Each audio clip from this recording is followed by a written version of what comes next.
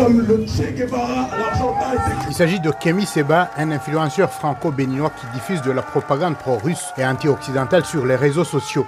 Juste après que la Russie a commencé son invasion à grande échelle de l'Ukraine en 2022, il a posté cette vidéo. Poutine veut récupérer son pays. Vraiment ?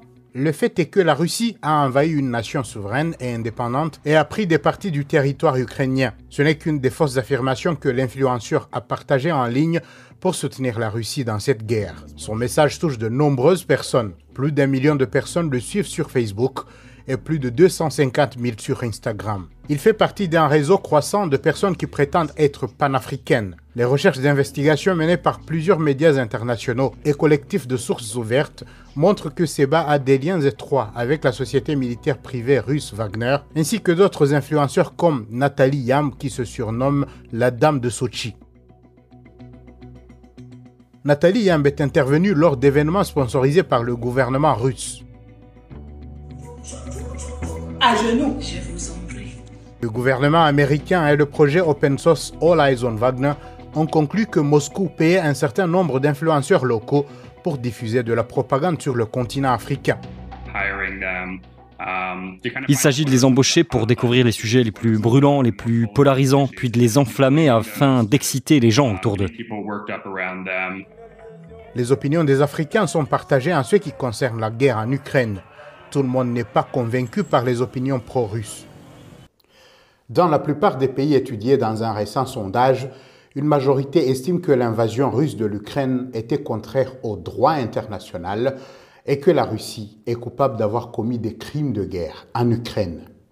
Pourtant, la Russie continue d'essayer de saper la démocratie dans plusieurs pays africains. Les pays les plus touchés sont le Mali, le Soudan, la République centrafricaine et le Zimbabwe. Au Soudan, au Mali et en Centrafrique, le groupe paramilitaire russe Wagner opère et des vidéos comme celle-ci apparaissent.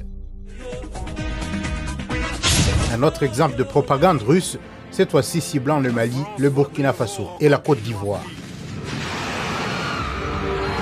Nous sommes les démons de Macron, maintenant c'est notre pays.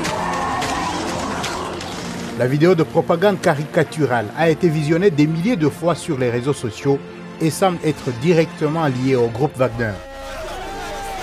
Le sentiment anti-gouvernement français semble également se développer dans les anciennes colonies françaises comme le Mali. Leur gouvernement cherche à prendre leur distance avec l'ancienne puissance coloniale. Cela a permis à la Russie de se présenter comme un gardien de la paix qui défend l'Afrique. Pour le chercheur sud-africain Justin Arnstein, l'objectif de la Russie est d'apparaître comme une alternative au statu quo.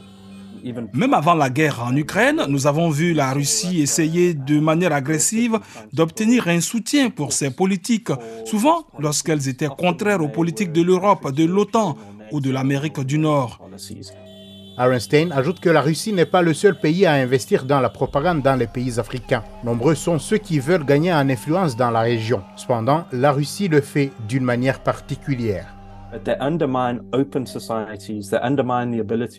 Ils sapent les sociétés ouvertes. Ils sapent la capacité des citoyens à faire leur propre choix.